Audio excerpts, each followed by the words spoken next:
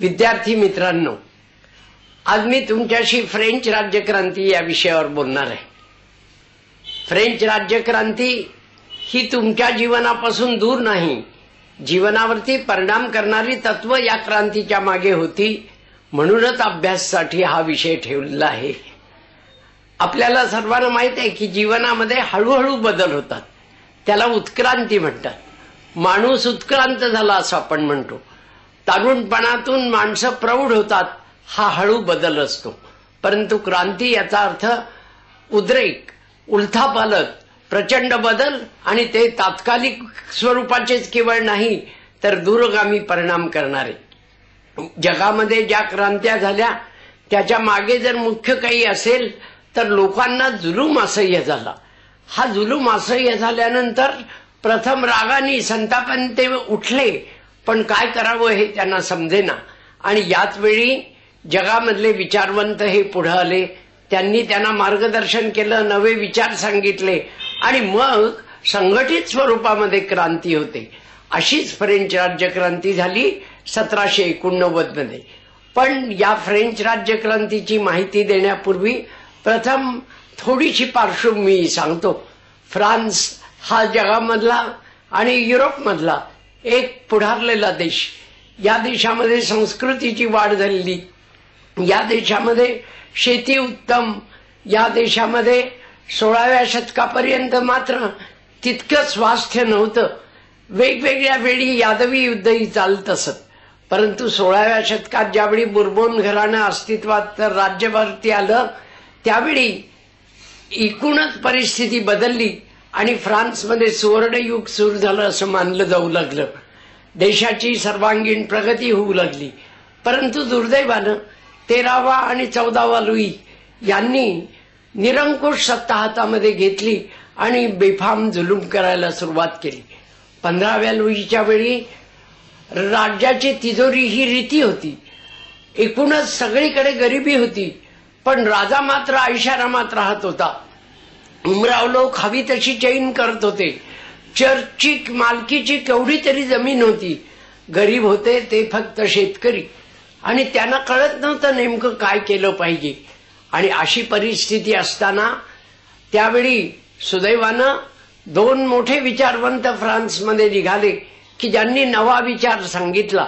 त्याच्यापैकी एक विचारवंत म्हणजे व्हॉल्टेर। हा त्या ठिकाणी त्याची लेखणी ही एक शस्त्रच होतं। तो लेखणी ही चापकासारखी वापरत असे। जी माणसं दांभिक होती, लबाड होती, लोकांना लुटणारी होती, त्यांच्यावरती त्यांनी उपहासानं उपरोधानं लिहिलेलं आहे। कॅन्डिड हे त्याचं पुस्तक हे जगप्रसिद्ध अद्यापही आहे, हे आपल्याला आढळून येईल। तर असा हा व्हॉल्टेर। पण त्याच्यापेक्षा दुसरा जो लेखक होता तो अधिक प्रभावी ठरला, तो रूसो। हा भोळा भाबडा वाटायचा, पण त्यांनी नवी तत्व सांगितली। हा निसर्गावर मोठा प्रेम करणारा होता, कवी हृदयाचा होता, म्हणून त्यांनी सांगितलं की माणसाने निसर्गाकडे परत गेलं पाहिजे। परंतु स्वातंत्र्यासंबंधीचं त्याचं वाक्य हे त्यापेक्षाही महत्वाचं आहे। त्यांनी असं म्हटलंय की माणूस स्वतंत्र म्हणून जन्माला आला, परंतु साखळ्यांनी त्याला आपण बांधून टाकला आणि या साखळ्या आपण तोडल्या पाहिजेत। हे जो त्याचा संदेश होता तो फार महत्वाचा होता। रुसोनी त्याचबरोबर राज्यघटनेसंबंधी एक महत्वाचं तत्व त्याचा सोशल कॉन्ट्रॅक्ट, सामाजिक करार या पुस्तकामध्ये सांगितलेलं आहे। त्यांनी असं म्हटलंय की सामान्य माणूस आणि राज्यकर्ते यांच्यामध्ये एक करार असतो। सामान्य माणूस कष्ट करतो, देशासाठी उत्पादन करतो, त्याचप्रमाणे कर देतो, आणि मग राज्यकर्त्यांनी खरोखर त्याचं कल्याण केलं पाहिजे अशा तऱ्हेची कल्पना त्यांनी मांडली। परंतु प्रत्यक्षामध्ये फ्रान्समध्ये काय होत होतं, 15व्या लुई नंतर 16वा लुई हा आधी एकतर बुद्धीनं बेताचा, त्याला नीट समजतही नसे काही गोष्टी, आणि त्याची बायको मारी अंतवाने ही मस्तवाल, हवी तशी चैन करणारी। ज्यावेळी फ्रान्समध्ये लोक आम्हाला ब्रेड मिळत नाही म्हणून त्यांनी त्या ठिकाणी दंगा करायला सुरुवात केली, त्यावेळी ही बाया काय म्हणली असेल, ब्रेड मिळत नाहीत तर लोक केक का खात नाहीत, अशा तऱ्हेची माणसं त्यावेळी राज्य करणारी होती। राजाचे 13,000 नोकर आणि राणीच्या 80 दासी, काही विचारूच नका.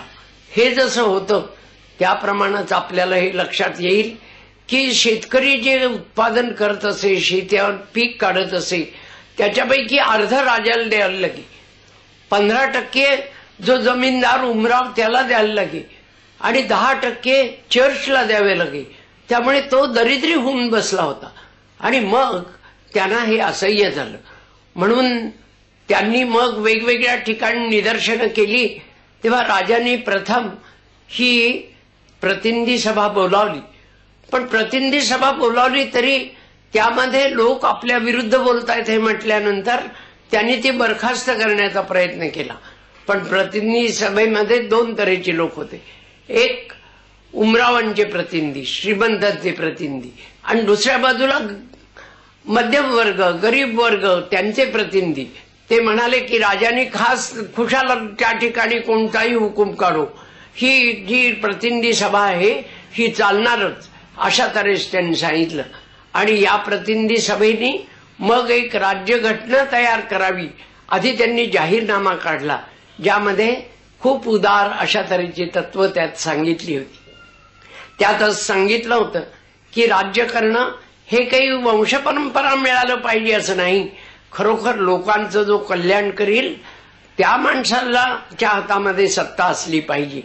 आणि नंतर राज्यघटनेमध्ये देखील त्यांनी खूप उदात्त तत्व सांगितली की न्यायासनासमोर सगळे समान आहेत, हे एक तत्व सांगितलं. नंतर त्यावेळी चर्चच्या हातामध्ये न्यायदान असे आणि धर्मगुरूला वाटलं की तो वाटेल तितकी शिक्षा देईल. तेव्हा त्यांनी सांगितलं असं नाही, जर एखाद्याच्या हातून चोरी झाली असेल तर त्याला फाशी नाही देता कामा. म्हणून गुन्हेगार कोणत्या तऱ्हेचा आहे तितकीच त्याला शिक्षा व्हावी हेही सांगण्यात आलं. पण मुख्यतः गरिबांच्यावरचा अन्याय दूर व्हावा यासाठी या घटनेमध्ये सांगितलं होतं. पण राजाला कुठं ते मान्य होतं. राजा बेछूटपणानं वागत होता आणि त्यामुळे लोकांना आता काय करावं हे समजत नव्हतं. आणि असं असताना तिथं लोक पुन्हा एकत्र झाले आणि त्यांनी राजाला कैद करायचं ठरवलं. पण राजाला कैद करण्याच्या आधी हे दंगा करणारे लोक जे निघाले ते 14 जुलै 1789 जे निघाले त्यांनी बॅस्टिलचा तुरुंग फोडला. आणि ही जगातली एक फार महत्वाची घटना होती. त्या घटनेबद्दल इंग्लंडमधला एक विद्वान असं म्हणाला की हे फ्रान्समध्ये घडले असेल पण याचे परिणाम जगामध्ये होणार आहेत. कारण तुरुंग हे केवळ एक प्रतीक आहे. अनेक निरपराध माणसांना तिथं ठेवलं जातं. त्यामुळे त्यांची मुक्तता करणं हे मानवजातीनं टाकलं एक महत्वाचं पाऊल आहे. हे बॅस्टिल हा किल्ला होता, हा लोकांनी फोडला. हे एक प्रतिकात्मकच घटना होती. आणि नंतर त्यांनी राजाला कैदच करून ठेवला. ही जी घटना आहे याला 1789ची फ्रेंच राज्यक्रांतीचा त्याचा एक उच्चबिंदू अशा तऱ्हेचा मानला जातो. याचं कारण काय तर याच्या मागे लोकांचा जो असंतोष खतखतत होता त्यामुळे ते संतापून उठले. परंतु संतापून उठल्यानंतर काय केलं पाहिजे यासंबंधी त्यांचे जे त्यावेळचे पुढारी होते ते काही फार मोठे होते असं नाही, परंतु त्यांनी सुदैवाने व्हॉल्टेर, रूसो यांचे विचार वाचलेले होते. आणि म्हणून त्यांनी राज्य हा जणू एक करार आहे अशा तऱ्हेची घटना तयार करण्याचा प्रयत्न केला. फ्रेंच राज्यक्रांतीमधलं हे पहिलं पाऊल. इथं त्या ठिकाणी आपल्याला उच्चबिंदू दिसून येतो, परंतु नंतर प्रत्यक्षामध्ये क्रांतीचं नेतृत्व करायला समर्थ माणसं नसल्यामुळे नुसतंच त्या ठिकाणी दंगेधोपे कसे सुरू झाले हे आपण आता उत्तरार्धात पाहू. राज्यघटना तयार होताना शक्य तितकी काळजी घेण्यात आली, परंतु तरी देखील काही जी पुराणमताभिमानी माणसं होती त्यांचा प्रभाव थोडासा पडलाच. आणि म्हणून जर निवडून यायचं असेल तर किमान काहीतरी मालमत्ता असली पाहिजे असं एक कलम घालण्यात आलं. त्याविरुद्ध रॉबस्पियर म्हणून जो त्यावेळचा एक जहाल पुढारी होता त्यांनी केलेलं भाषण हे प्रसिद्ध आहे. हा दाता आणि रॉबस्पियर या दोघांनी त्यावेळी क्रांतीचं जवळपास नेतृत्व केलं, वैचारिकही आणि संघटनेचं असं आपल्याला दिसून येईल. हे जे या कालखंडामध्ये चाललेलं होतं, यामध्ये राजाला कैद केला म्हणून मी सांगितलं, पण हे काही कालच झालं. नंतर राजा पळून जातोय असं दिसलं. तो सरहद्दीवरती पळूनही गेला. याचं कारण सरहद्दीवर त्याला मदत करण्याकरता ऑस्ट्रियाचा बादशाह येणार होता. या ऑस्ट्रियाचा बादशाह येण्याचं आणखीन एक कारण असं की केवळ राजे लोकांच्या मधलेच हे ऐक्य नव्हतं, तर ही जी मारी अंतवाने होती ही ऑस्ट्रियाची राजकन्या. त्यामुळे राजाला त्या सैन्याचंही पाठबळ मिळालं आणि नंतर काही काळ ही क्रांती तिने माघार तिची ओसरते काय, पुन्हा राजसत्ता येते काय, अशा तऱ्हेचं लोकांना दिसायला लागलं. हे जे चाललेलं होतं त्यावेळी जॅकोबिन पक्ष जो होता की ज्याच्यामध्ये रॉबस्पियर होता, या रॉबस्पियरनी पुन्हा लोकांना चेतवण्याचा प्रयत्न केला आणि त्यांना सांगितलं की रुसोनी जे आपल्याला सांगितलेलं आहे की जन्मसिद्ध हक्क हे महत्वाचे नाहीत, आपण हे लक्षात ठेवा की आपल्याला कल्याणकारी लोकांचं असं राज्य निर्माण करायचंय, तेव्हा पुन्हा आपल्याला कदाचित उठाव करायला लागेल. आणि लोकांनी पुन्हा उठाव केला. काही वेळेला यामध्ये यश अपयश, या बाजूचं पारडं त्या बाजूचं पारडं याप्रमाणे झुकत होतं. परंतु 1792 मध्ये पुन्हा लोकांची जी चळवळ होती त्या चळवळीनं जोर धरला आणि त्यामुळे त्यांनी राजाला अटक केली. प्रशियन सैन्यही माघार घेऊन परत गेलं. तेव्हा त्यानंतरच्या कालखंडामध्ये राजाला काही दिवस टेम्पल या तुरुंगामध्ये ठेवण्यात आलं. हे तुरुंगामध्ये तो असताना देखील आणखीन काहीतरी लबाड्या करत होता, परंतु त्याची ही गुप्तपत्र हीही सापडली. तेव्हा लोकांनी त्याची चौकशी व्हावी अशी मागणी केली. चौकशी झाली आणि राजाला देहांत शासनाची शिक्षा देण्यात आली. शिक्षेचं प्रत्यक्ष जी काही ती देण्यात आली ती 21 जानेवारीला देण्यात आलेली आहे. 21 जानेवारी 1793. म्हणून ज्याप्रमाणे बॅस्टिलचा तुरुंग फुटला ही गोष्ट जशी महत्वाची मानली जाते 14 जुलै 1789ची, त्याप्रमाणे हा दिवसही फ्रेंच लोकांना त्यावेळी फार महत्वाचा वाटला. राजाला गिलोतीन वरती त्याचा वध करण्यात आला. गिलोतीन हे एक महाभयंकर विनाशकारी अशा तऱ्हेचं माणसाची हत्या करणार आहे. म्हणजे माणसाची मान एका ओंडक्यावर ठेवायची आणि कुऱ्हाडवरून उचलली जायची आणि फटकन त्यांनी धड आणि मुंडकं वेगळं व्हायचं, असं हे अमानुष असं वध करणारं हत्यार होतं. परंतु त्यावेळी ज्यांनी अनन्वित जुलूम केला त्यांच्यासाठी हेच वापरलं पाहिजे असं वाटत होतं. या कालखंडामध्ये अनेक उमराव, ज्याच्यातले सर्वच काही दुष्ट होते असे नाही, तर ज्याच्यातली काही चांगली माणसं होती त्यांनाही वधस्तंभाकडे पाठवण्यात आलं. अनेकांना तुरुंगामध्ये ठेवण्यात आलं. दीर्घकाल ही माणसं तुरुंगात राहिली. तुम्ही मुलांनी साहित्य वाचलं असेल असं मी गृहीत धरतो. इंग्रजीमध्ये चार्ल्स डिकन्स नावाचा एक लेखक आहे. या लेखकांनी टेल ऑफ टू सिटीज नावाचं एक सुंदर कादंबरी लिहिली आहे. या कादंबरीमध्ये या फ्रेंच राज्यक्रांतीचीच पार्श्वभूमी आहे आणि ही पार्श्वभूमी असताना हा तिथला जो एक कैदी असतो जो सरदार घराण्यातला असतो, दीर्घकाल तुरुंगामध्ये राहिल्यामुळे त्याची जी अवस्था होते याचं वर्णन करण्यात आलेलं आहे. तो आपलं नाव देखील विसरतो आणि कैदी म्हणून जो नंबर असतो तो केवळ सांगतो. म्हणजे डिकन्सनी केवळ त्या ठिकाणी उमरावांची नाही बाजू घेतली, तर तुरुंग ही एकूणच संस्था किती भयावह आहे, भीषण आहे त्यांनी सांगितलं. त्या कादंबरीचा इतर भाग काही महत्वाचा नाही, परंतु मला हे सांगायचं होतं की अनेक निरपराध माणसं देखील याच्यामध्ये मारली गेली आणि त्यामुळे जगामधले ज्या लोकांनी पाठिंबा दिला होता त्याच्यातले अनेक लोक विरोधी बनले. इंग्लंड हे तर एका वेळी क्रांतीचं स्वागत करणारे त्याच्यामध्ये अनेक विचारवंत होते. तिथं बर्कनी त्याचं या क्रांतीचं स्वागत केलं होतं, वर्ड्सवर्थ या कवींनी स्वागत केलं होतं. परंतु नंतर बर्कनी क्रांतीच्या विरोधी भूमिका घेतली. त्यांनी सांगितलं की माझ्या ज्या अपेक्षा होत्या या अपेक्षांचा भंग झाला, कारण या ठिकाणी अनन्वित कृत्य होत आहेत, फार मोठा रक्तपात होतोय, हे तो सतत सांगत राहिला. त्यामुळे जगामध्ये या फ्रेंच राज्यक्रांतीबद्दल प्रतिकूल मत व्हायला लागलं. पण लोक मात्र खंबीर होते, आपण काहीतरी केलं पाहिजे. म्हणून राजाला फाशी दिल्यानंतर पुन्हा त्या ठिकाणी जॅकोबिन पक्षानं एक नव्या तऱ्हेची शांततेची राजवट निर्माण व्हावी म्हणून प्रयत्न केला. राणीला ऑक्टोबर महिन्यामध्ये फाशी देण्यात आलं. ही जी काही सर्व घटना होत्या याच्यापेक्षा देखील या कालखंडामध्ये प्रत्यक्ष क्रांतीचं नेतृत्व करणाऱ्यांच्या मध्ये जी बेदिली माजली ती खरोखर फार दुर्दैवी होती. जगामध्ये हेच आहे की एखाद्या चांगल्या कृतीसाठी माणसं एकत्र येतात, उद्दिष्ट काही प्रमाणात सफळ होतं आणि नंतर त्याच्यातल्याच अनेकांचा अधःपात होतो. हे जे फ्रेंच राज्यक्रांतीचं 93 सालपासूनचं जे काही पुढला कालखंड आहे, हा कालखंड काळाकुट्टच म्हणावा लागेल.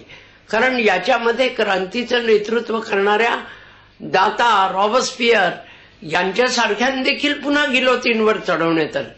रॉबस्पियर हा याचा मी पुन्हा उल्लेख करतो, कारण रुसोनी जी तत्व सांगितली ती तत्व त्यांनी वेगळ्या शब्दामध्ये पण प्रभावीपणानं मांडली. स्वातंत्र्य, समता, बंधुत्व या 3 शब्दांचं जे फ्रेंच राज्यक्रांतीशी नातं आहे ते या कालखंडातल्या या विविध विचारवंतांच्या भाषणामुळे निर्माण झालं, हे आपण लक्षात ठेवलं पाहिजे. पण नंतर जणू आणीबाणीचाच कालखंड, ज्यांच्या हातात सत्ता असेल त्यांनी त्या ठिकाणी जुलूम करायचा आणि म्हणून मग लोक भांबावून गेले. कोणाला पाठिंबा द्यायचा? ज्याला आपण पुरोगामी म्हणतो तोच लबाड्या करायला लागला. तर मग पुरोगामित्वापेक्षा देखील कोणी जर मोठा माणूस आला तर आपण त्याला पाठिंबा देऊ. आणि त्या दृष्टीनं त्यावेळी एक नवाच मनुष्य पुढे येत होता, जो ज्याच्याजवळ संघटना चातुर्य होतं, ज्याला फ्रान्स मोठा करायचा होता आणि ज्यांनी लोकांना सांगितलं की तुम्ही जर माझ्या हातामध्ये सत्ता द्याल तर मी शांतताही प्रस्थापित करीन आणि क्रांतीची जी काही तत्व होती त्याच्याप्रमाणे कल्याणकारी राज्यही देण्याचा प्रयत्न करीन. आणि म्हणून आपल्याला असं दिसतं की पुढला हा 4-5 वर्षाचा कालखंडानंतर नेपोलियन बोनापार्ट जो लोकशाहीवादी नव्हता, जो खरी त्या अर्थानं एकाच्या हातात सत्ता असावी अशा भूमिकेचा होता आणि त्यांनी ती सत्ता हातामध्ये घेतली. पण 1789 ते 1799 हा जो क्रांतीचा कालखंड होता याच्यातूनच नेपोलियन निर्माण झाला असं आपल्याला म्हणावं लागेल. म्हणून फ्रेंच राज्यक्रांती मागची काही उदात्त तत्व होती, परंतु त्याचं नेतृत्व करणारी जी माणसं होती ती अपुरी पडली. त्यांना जनमानस हे पुरेसं कळलं नाही आणि म्हणून काही वेळा यामध्ये आपल्याला उदात्तता दिसते आणि काही वेळेला भ्रष्टाचार, अधःपात, अनन्वित जुलूम, रक्तपात हेही दिसतात. आणि मग नेपोलियन त्या ठिकाणी सत्तेवरती आला आणि नेपोलियननी फ्रान्सला मोठं करायचंय ही जी भूमिका घेतली त्यामुळे राष्ट्रवादाच्या या भूमिकेच्या भोवती लोक पुन्हा गोळा झाले आणि नेपोलियनच्या कारकिर्दीची पहिली काही वर्ष याच्यामध्ये फ्रान्सची जी राज्यक्रांती होती त्याचेच सुपरिणाम हे प्रत्यक्षामध्ये लोकांना दिसले. फ्रेंच राज्यक्रांतीची 2 अंग मी विशद करून सांगितली. एका अंगामध्ये वेगवेगळ्या घटना मी आपल्याला सांगितल्या आणि दुसऱ्या अंगामध्ये या फ्रेंच राज्यक्रांतीच्या मागे विचार कोणचे होते, कोणत्या विचारांनी माणसं प्रेरित झाली, त्यांना स्फूर्ती मिळाली आणि सामान्यांचं असामान्यत्व जागृत कसं झालं, हे जर आपण बघितलं नाही तर घटनांचा क्रम हा अपुरा आहे असं आपल्याला दिसून येईल. म्हणून बॅस्टिलचा तुरुंग हा त्या ठिकाणी 14 जुलै 1789 फुटला हे तर आपल्या लक्षात पाहिजे, कारण तो जगामधल्या इतिहासामधला महत्वाचा टप्पा. राजाला नंतर फाशी देण्यात आलं, पुन्हा त्या ठिकाणी क्रांतीचा अधःपात झाला, अनेक निरपराधांची कत्तल झाली, लोक भांबावून गेले आणि पुन्हा नेपोलियन त्या ठिकाणी सर्वसत्ताधारी बनला.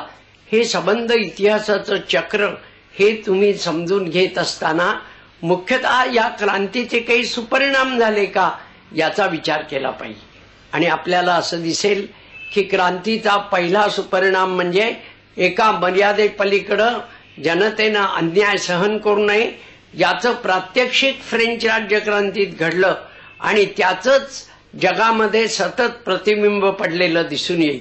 ज्या ज्या ठिकाणी, मग रशियामध्ये असो, आणखीन कुठल्याही जगामधल्या अन्य देशामध्ये असो, ज्यावेळी लोकांना जुलूम असह्य झाला त्यावेळी लोक पेटून उठले.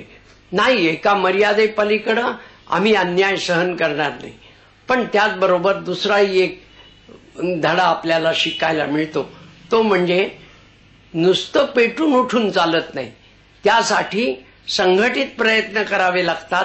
आणि ते करण्याकरता, मार्गदर्शन करण्याकरता ज्याप्रमाणे नेते लागतात त्याप्रमाणे संघटित कार्यकर्त्यांचा गटही लागतो.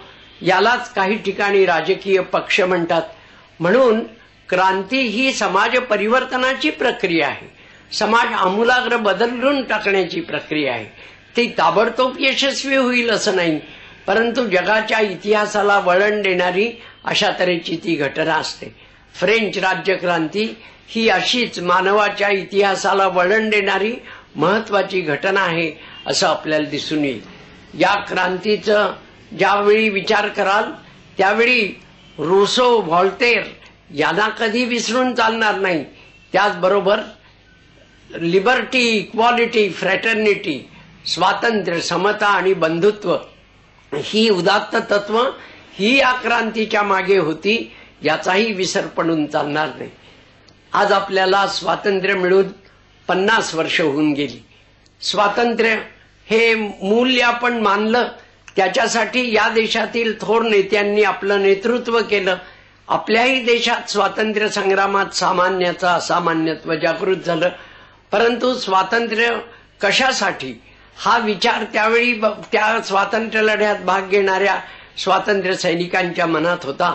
आणि ते असं मानत असत की स्वातंत्र्य समतेसाठी, आर्थिक आणि सामाजिक समतेसाठी. आणि आपण बघितलं की आपल्या घटनेमध्ये जे भविष्याची दिशा दाखवली आहे ती नेमकी ह्याच तऱ्हेची आहे. स्वातंत्र्यही आहे, आर्थिक आणि सामाजिक समतेचाही त्या ठिकाणी निर्देश अत्यंत आग्रहानं केलेला आहे. आणि सर्वधर्म समभाव याच्यामधून सर्वसमावेशकता, बंधुभाव नांदला पाहिजे, हाही तेही त्या ठिकाणी सांगितलेलं आहे. ह्या ज्या गोष्टी आहेत याचा तुमच्या जीवनाशी संबंध आहे.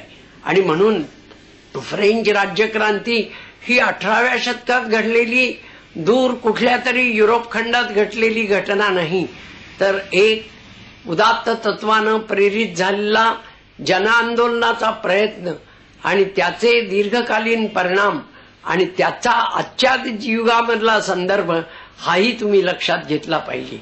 हे जसं घ्याल त्याच्यासाठी हे आत्मसात करण्याकरता आपण फ्रेंच राज्यक्रांतीवरची पुस्तकंही वाचली पाहिजेत.